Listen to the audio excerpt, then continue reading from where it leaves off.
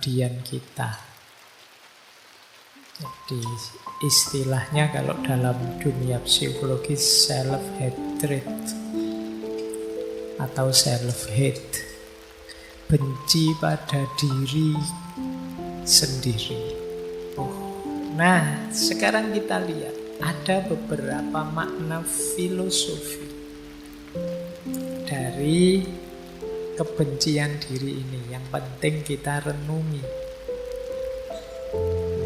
Kita awali dari filosofi akarnya kebencian diri. Ada satu quote yang bunyinya begini: jika mencari kesempurnaan adalah cara untuk membuktikan nilai kita, pada akhirnya pencarian itu hanya akan membuktikan ketidaksempurnaan kita. Mungkin dengan kata lain, kalau kita membuktikan diri dengan cara mengejar kesempurnaan, maka ketemunya pasti ketidaksempurnaan, dan ini biasanya membuat kita kecewa, yang bisa berkembang menjadi kebencian terhadap diri kita. Makanya ada yang bilang akarnya self-hatred itu antara lain cara berpikir yang perfeksionis. Kamu ingin perfect terus, sementara hidup ini tidak perfect, termasuk diri kita juga tidak perfect. Akhirnya kita banyak kecewa, banyak mengeluh tentang diri kita. Kita tidak sadar, tidak ada manusia yang sempurna. Jadi ini akar yang paling awal.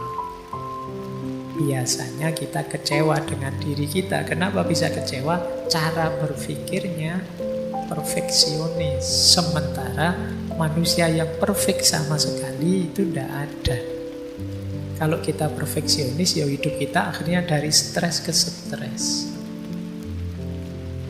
Biasanya fokus kita hanya pada hal yang tidak beres. Di antara semua yang beres, 99% beres, tapi 1% tidak beres, ya satu ini yang jadi perhatian kita. Akar yang pertama itu.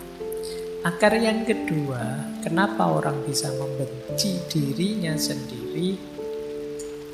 Ini saya ambil quote juga, yang bunyinya begini: pesan-pesan yang diterima anak-anak kita dari gurunya, pelatihnya, dan meskipun dengan niat terbaik dari kita, dapat mendorong mereka ke arah kesombongan atau keputusasaan, ke arah pembenaran diri atau kebencian diri. Nah, ini yang kedua, ini akarnya bisa dari lingkungan. Mungkin teori-teori, konsep-konsep, nasihat-nasihat yang masuk ke kepala kita dari lingkungan sekeliling kita,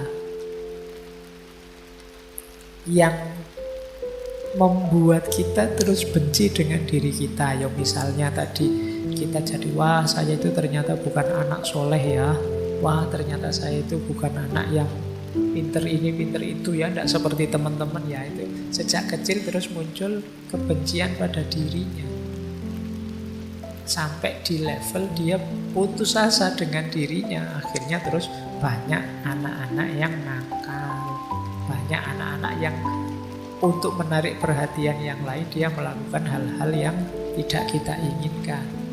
Karena sejak awal dia dibuat putus asa dengan dirinya oleh lingkungannya. Jadi mungkin dicap ini, dicap itu, dimarahi begini, dimarahi begitu. Ya, akhirnya dia, ternyata aku ini tidak berharga, ternyata aku ini tidak penting, ternyata aku ini tidak bernilai. Sudahlah, wong aku tidak penting, tidak bernilai saja, rusak juga tidak apa-apa. Nah, yang kedua dari lingkungan, akarnya. Saya tidak tahu teman-teman yang muda-muda yang malam hari ini hadir, semoga tidak ada yang hasil cetakan lingkungan yang semacam itu. Kalau ada, yo ayo latihan kita bersihkan sendiri. Setiap manusia berharga.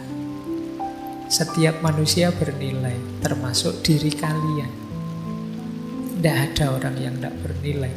Semuanya disayangi oleh Allah. Semuanya layak dan berhak untuk dicintai. Seperti apapun situasi dan kondisinya. Akar kedua. Akar ketiga, all hatred of others is a reflection of self-hatred. Kebencian kita pada yang lain itu adalah pantulan dari kebencian kita pada diri sendiri. Sebaliknya juga begitu, semua cinta kita pada yang lain itu pantulan dari cinta kita pada diri kita sendiri. Jadi akarnya apa? Timbal balik dari kebencian kita pada yang lain. Kalau kita benci orang lain, sebenarnya sebelumnya kita sudah benci diri kita sendiri. Ini ciri yang ketiga, ini akarnya memang jiwa kita, jiwa yang membenci. Mungkin karena kecewa dengan diri kita. Ada banyak hal yang tidak sesuai dengan keinginan kita. Akar yang keempat, tidak memaafkan diri sendiri sering menjadi akar dari kebencian diri yang ekstrim dan menjadi penghambat yang intens. Hampir tidak mungkin untuk benar-benar memulai kembali ketika kita merasa tidak dapat memaafkan. Jadi ayo kita bisalah memaafkan diri. Ya memang kita kadang-kadang keliru, kadang-kadang salah, kadang-kadang pilihan kita meleset. Tapi kan bukan berarti tidak bisa dimaafkan. Ya maafkan. Mungkin kalian kalau ingat salah-salah yang dulu, rasa malu yang dulu, mungkin pernah nyontek ketahuan, mungkin pernah pokoknya yang menyakitkan di masa lalu, maafkanlah. Terimalah fakta itu, akuilah, maafkanlah. Ya tentu saja kalau memungkinkan perbaikilah. Banyak orang yang lari dari dirinya karena momen-momen yang menyakitkan tadi. Termasuk sangat benci dirinya karena momen-momen tertentu. Nah, maafkanlah. Wong kita untuk orang lain saja direkomendasikan untuk dimaafkan. Banyak di antara kita yang tidak bisa memaafkan dirinya sendiri. Tiap hari kerjaannya memarahi dirinya sendiri. Dasar aku ini males, dasar aku ini bodoh, bodoh banget aku itu. Kemudian aku ini, sering kita memarahi diri kita sendiri, tidak memaafkan. Allah aja Maha Pengampun.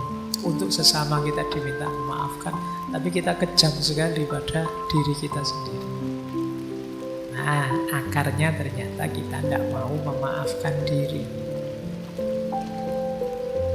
Terus, setelah akar kita ketemu rasanya. Rasa yang pertama adalah rasa negatif. Ada quotes yang pertama itu, kalau hati dibalut kebencian, kupu-kupu yang cantik tampak seperti gagak yang manis. Serigala yang seperti ulat pun tampak menjadi naga.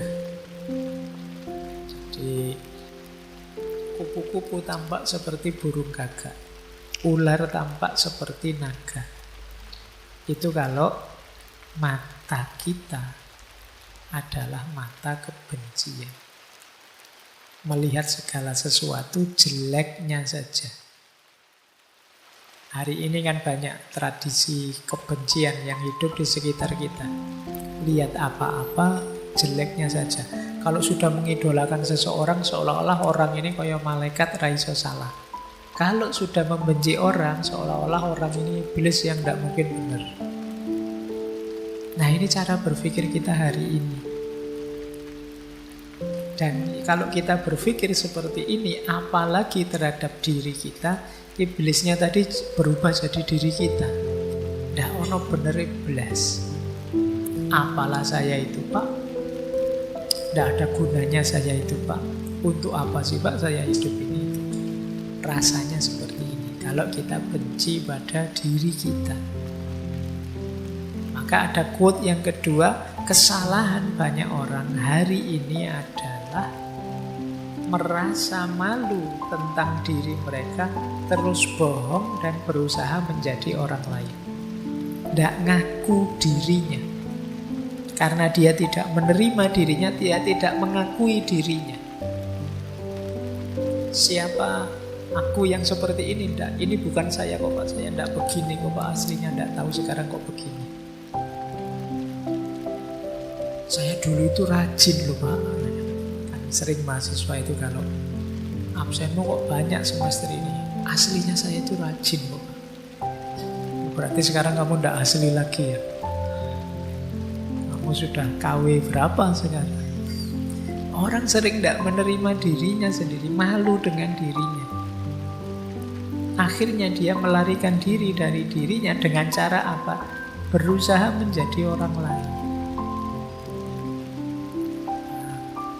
Saya itu malu, Pak. Saya itu wajah saya agak keras gini, tapi saya sukanya kok musik-musik yang misalnya tradisional, musik itu loh, Pak. Terus dia merasa malu karena circle-nya musiknya beda. Akhirnya dia mengubah dirinya, ikut selera musiknya temannya. Gayanya kayak menikmati, tapi ya tersiksa dia. Kenapa? Dia berusaha jadi orang lain. Biasanya nonton film kartun kok, wah ini sudah mahasiswa, tidak boleh katanya nonton kartun itu kan anak-anak. Kamu berusaha untuk tidak jadi anak-anak lagi, dan kamu nonton film apa lah gitu yang dan kamu tersiksa gara-gara itu. Yang terbayang di kepalamu kan tetap suka kartun. Mungkin ini kok disuruh nonton film superhero kayak gini, saya itu bayangan saya film itu ya Doraemon apa itu misalnya. Bukan engkau yang dulu, karena ya itu tadi kamu tidak mengakui dirimu. Nah, itu kata dia, itu yang dirasakan oleh orang yang membenci dirinya, malu terus berusaha mengubah diri. Sehingga kata Seri Huber itu yang terakhir, kalau ada orang memperlakukanmu sebagaimana engkau memperlakukan dirimu. Jadi ada orang memperlakukan kita seperti kita memperlakukan diri kita. Kita memperlakukan diri kita itu kan kejam sekali.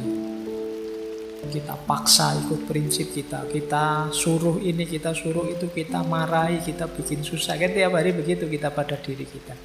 Kalau ada orang melakukan hal yang sama pada diri kita, sejak awal mesti kita menjauh dari mereka. Jadi ini yang bagian rasa. Itulah yang kita rasakan kalau kita benci diri kita. Baik, lanjut. Nah, ada 2 quotes untuk gimana terus jalan keluarnya. Yang pertama ada kebencian yang sumbernya dari luar. Kita benci diri kita karena pandangan orang lain, komentar orang lain, tuduhan orang lain, dan lain sebagainya. Maka yang pertama quote tadi bilang, cara memikirkan diri sendiri menentukan duniamu. Engkau tidak terluka oleh cara berpikir orang lain tentangmu. Apa yang dipikirkan orang-orang itu adalah cermin bagaimana engkau memperlakukan dirimu sendiri. Jadi hidup kita itu ditentukan pikiran kita, bukan pikiran orang lain. Orang lain berpikir apapun tentang diri kita tidak ngefek. Yang ngefek itu pikiran kita tentang diri kita. Dan yang dilakukan orang lain itu cermin kita memperlakukan diri kita. Kalau kita tiap hari memperlakukan diri kita seperti orang, dalam tanda petik orang bodoh, misalnya, ya teman kita akan memperlakukan kita seperti itu. Kalau kita tiap hari pakai baju sobek-sobek kan, terus orang kalau mau ngasih kita baju kan, oh dia sukanya baju sobek-sobek, kita dibeliin baju sobek-sobek. Kita tadi teriak, dasar aku itu bodoh, aku itu memang tidak pinter, aku itu. Teman kita kan juga begitu, dasar kamu bodoh. Dia melanjutkan kita saja. Apa yang kita lakukan pada diri kita, ya itu yang mereka lakukan pada diri kita, ya mereka niru kita. Kalau gaya kita gaya tiap hari kita menyusahkan diri kita, misalnya tiap hari kita ke kampus jalan kaki, lari dan lain sebagainya, ya teman kita memperlakukan kita sebagai seorang pelari, seorang pejalan kaki. Kalau kita jadi orang yang lucu, banyak ketawa, ya teman kita memperlakukan kita sebagai orang yang lucu. Jadi treatment kita pada diri kita, ya imbasnya treatment orang lain pada diri kita. Jadi yang awal ya kita, bukan orang lain. Jadi jangan disalahkan orang lain. Kita sendiri yang merancangnya begitu. Terus, nah makanya terakhir Mabel Iku itu menasehati kita, yuk kalau bisa yuk berteman dengan diri kita sendiri. Sejak tadi kan kita benci terus dengan diri kita. Masa enggak bisa sih berteman dengan diri kita? Nanti pulang dari sini boleh nyari kaca di kamar itu terus, kamu temanku ya, kamu baik-baik ya.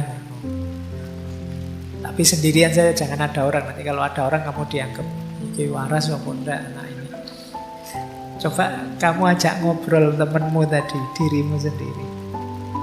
Maunya apa sih, senengnya gimana sih, asiknya gimana sih, biar akrab. Karena kemarin-kemarin kita banyak sekali tema untuk menyadari diri, mengenali diri. Yaitu sederhananya kita berteman dengan diri kita pahami dia, kita cari apa maunya, kita selidiki bentuk yang dia inginkan dalam hidup ini dan lain sebagainya. Sehingga kita bisa, oh ternyata aku ini tersiksa kalau begini, nyaman kalau begitu. Itu terus kalian bisa membahagiakan dia. Membahagiakan dia berarti membahagiakan dirimu sendiri. Aku tersiksa kalau ngajinya panjang gini Pak. Oh ya berarti sesuk setengah saja ngajinya. Terus kalau sudah capek mundur sambil tiduran juga boleh. Atau wah saya kalau dipotong-potong tidak tuntas Pak, enaknya yang ini. Coba kamu pahami dirimu, enaknya bagaimana, terus kamu turuti. Tidak harus selalu ikut orang lain. Wah saya yang lain ke sana ya saya ke sana. Coba kamu pahami, kamu baca, kamu ikuti maunya, biar kamu bahagia. Ini yang disebut berteman dengan diri kita sendiri. Baik, saya tambahi babak terakhir. Kita geser sebentar ke religius perspektifnya. Kalau dalam agama, bentuk konkretnya perlawanan kita terhadap kebencian diri adalah hidup yang sabar dan syukur. Ada satu hadis yang artinya kira-kira seorang yang mukmin itu luar biasa hidupnya karena dia tidak bisa kalah. Kalau sedang enak dia bersyukur, kalau sedang sulit dia sabar. Jadi kita ini hidup ini tidak ada tidak nyamannya. Selalu nyaman. Tapi kan kadang-kadang berat Pak. Enggak. Kalau pas berat, sulit, ada senjata namanya sabar. Kalau pas enak, nyaman, ada senjata namanya syukur. Ada syukur, ada sabar, menang sudah. Itu dua senjata utama. Nah itu saya bawakan dua ayat tentang syukur. Nanti teman-teman boleh baca sendiri, ngecek sendiri saat tafsirnya ya. Bisa yang pertama dari surat Ibrahim ayat 7, yang kedua dari surat Luqman ayat 12. Kalau yang pertama, wa itta'adzana rabbukum la in syakartum la azidannakum wa la in kafartum inna adzabi lasyadid. Jadi Allah menyatakan jika engkau bersyukur pasti akan kutambah nikmatnya untukmu, dan bila engkau kufur sesungguhnya siksaku amat pedih. Jadi tambah syukur, tambah nikmat. Karena syukur sendiri itu aktivitas menerima dan menikmati apapun yang diberikan oleh Allah. Mesti ditambah, mesti bertambah.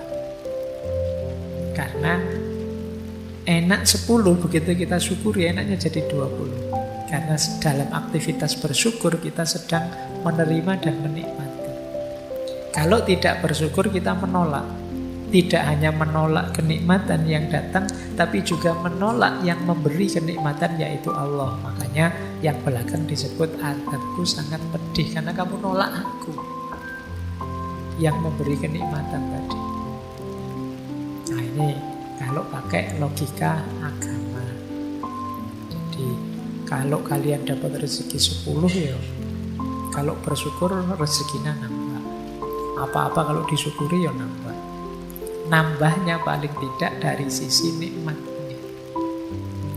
Yang kedua, kalau ini nanti bisa dibaca sendiri. Kalau ini nasihatnya Luqman. Saya ambil karena banyak rumor dalam dunia filsafat yang bilang bahwa Luqman ini representasinya Socrates. Silahkan dicari sendiri bukunya. Tapi di sini Luqman memang menyuruh untuk bersyukur. Barang siapa bersyukur, sebenarnya dia bersyukur pada dirinya sendiri. Fa'innama yashkuru li nafsih. Kalau kita tidak bersyukur, fa'innallaha ghaniyyun hamid. Allah tidak butuh kita. Allah itu maha kaya, maha terpuji. Yang butuh bersyukur itu kita. Baik, kalau ayat-ayat teman-teman mestinya lebih paham ya, yang paham. Nanti kalau panjang-panjang bingung. Saya ambil lagi beberapa qaul dari para ulama. Kata Imam Ghazali, syukur itu lebih tinggi daripada sabar, daripada khauf, daripada zuhud. Jadi ini kalimat dari Imam Ghazali. Syekh Kamaluddin Ahmad. Beliau ini seorang qadhi dari Aleppo. Kata dia, orang itu jadi tidak bersyukur ketika fokus pada satu aspek negatif dirinya saja. Jadi dia melupakan banyak aspek yang lain. Kata beliau, seringkali kita hanya melihat satu waktu saat kita sakit dan melupakan 99 kali saat kita sehat. Kapan saja kita kehilangan rasa syukur, maka kita akan kehilangan sifat iman kita.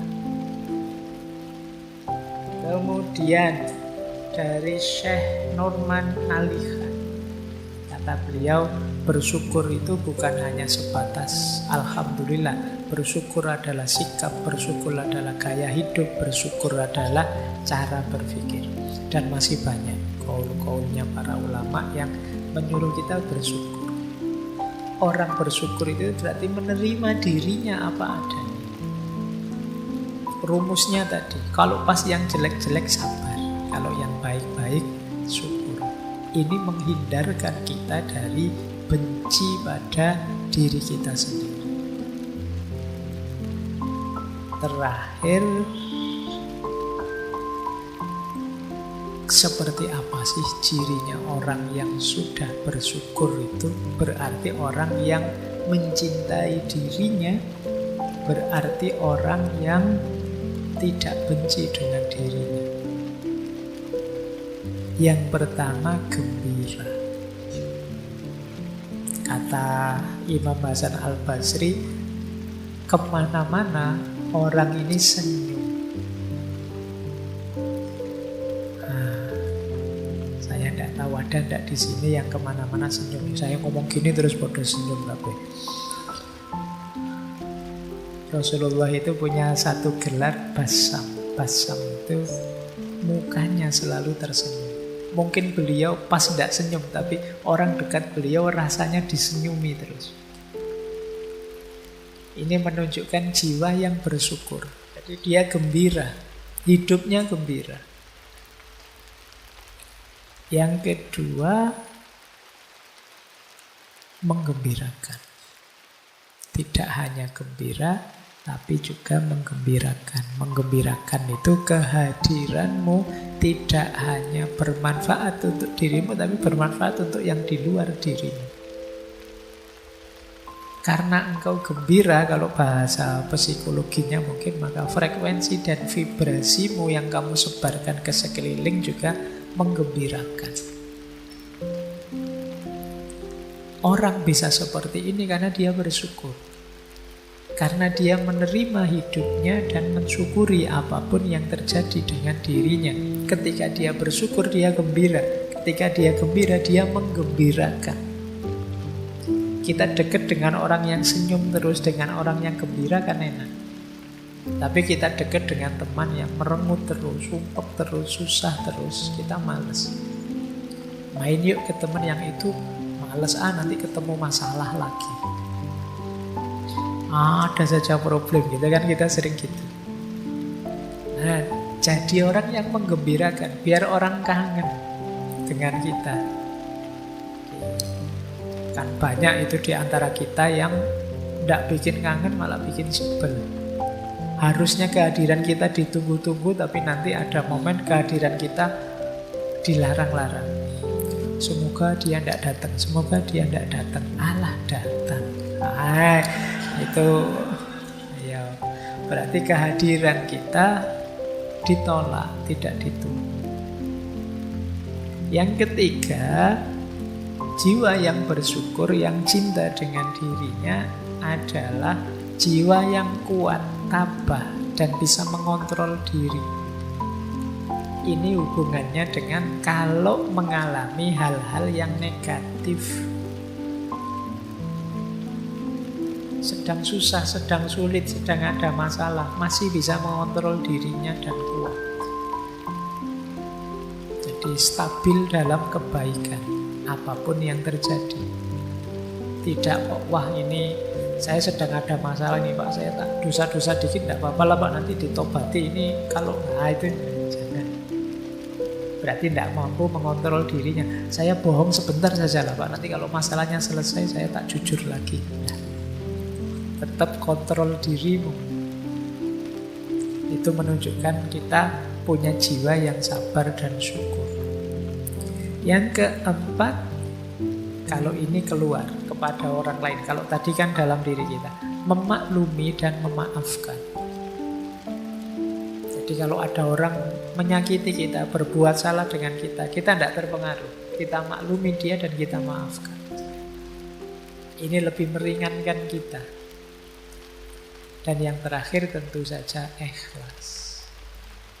Ikhlas ini ya jiwa yang tidak terikat apapun, yang tidak berpamrih apapun. Satu-satunya pamrih dan ikatan itu hanya Allah saja. Inilah mindset religius yang penting kita kembangkan menghadapi self-hate tadi, biar kita tidak benci diri kita. Tadi ada banyak proses, manifestasinya ini. Ayo dicek, kita itu hidupnya sudah gembira apa belum? Menggembirakan orang apa belum? Mampu menguasai diri, mengontrol diri apa tidak? Mudah memaafkan apa tidak? Jiwa kita ikhlas apa tidak? parameter-parameter untuk menegaskan sejauh mana kita mencintai diri kita dan tidak membenci diri kita. Baik, masih ada. Tak pikir selesai. Ini positive self-talk. Kan tadi ada kalimat-kalimat buruk yang saya sampaikan di depan. Aku tidak mampu, aku ini rusak, apapun yang terjadi mesti salahku dan lain sebagainya. Ayo mengafirmasi diri ya dengan kalimat-kalimat ini. Ini kemarin kelihatannya waktu self love juga saya sampaikan. Sering-sering bilang pada diri kita bahwa kehadiranku di muka bumi ini istimewa dan tidak sia-sia. Jangan menganggap aku tidak berarti, aku tidak bernilai. Semua ciptaannya Allah itu bermakna bernilai. Makanya ada ayat yang menyatakan afahasibtum annama khalaqnakum abasan. Apa engkau anggap kami menciptakan kalian itu main-main saja? Tidak, semua makhluk bernilai, apalagi manusia seperti kita. Maka sering-sering bilang aku ini berharga, tidak sia-sia diciptakan oleh Allah. Kemudian tegaskan juga dalam diri kita, pikiran kita, pandangan kita, prinsip hidup kita, semua yang baik dalam diri kita itu hakikatnya anugerah dari Allah yang berharga. Sekecil apapun. Pak, ilmu saya itu hanya sedikit kecil, yaitu juga anugerahnya Allah, cahaya dari Allah, sekecil apapun. Kemampuan saya hanya ini, meskipun itu kecil dari Allah, syukurilah, gembiralah, Allah masih memberi kita anugerah itu. Nah, ini untuk biar kita tidak keluar dari jalur syukur tadi. Yang ketiga, aku fokus pada apa yang bisa aku kontrol. Selebihnya pasrah saja pada Allah. Kuatku yo hanya sholat yang wajib-wajib ini saja sementara. Sisanya pasrah pada Allah. Mohon ampun ya Allah, saya masih belum bisa sholat malam secara istiqomah. Yang istiqomah baru sholat wajib saja. Ini fokus pada yang bisa aku kontrol. Karena kalau sholat malam kan setelah tidur. Kalau sudah tidur saya sulit bangun ya Allah. Kalau sulit bangun di luar kontrol kita. Jadi pokoknya dalam hal yang saya mampu, saya jalankan semaksimal mungkin. Itu saja. Sisanya pasrah sudah pada Allah. Yang di luar kuasaku. Dan yang terakhir, nyatakan bahwa terima kasih ya Allah, semakin aku paham diriku, semakin aku kenal padamu. Betapa engkau maha besar. Baik, saya kira itu ya teman-teman. Untuk malam hari ini, semoga sedikit banyak mengurangi kebencian kita pada diri kita sendiri, menyadarkan kita bahwa kita adalah makhluknya Allah yang berharga. Nilai diri kita yang berharga jangan kita jatuhkan sendiri. Baik lewat perspektif negatif seperti self-hate tadi, juga lewat perilaku-perilaku negatif. Oke, saya kira itu untuk malam hari ini.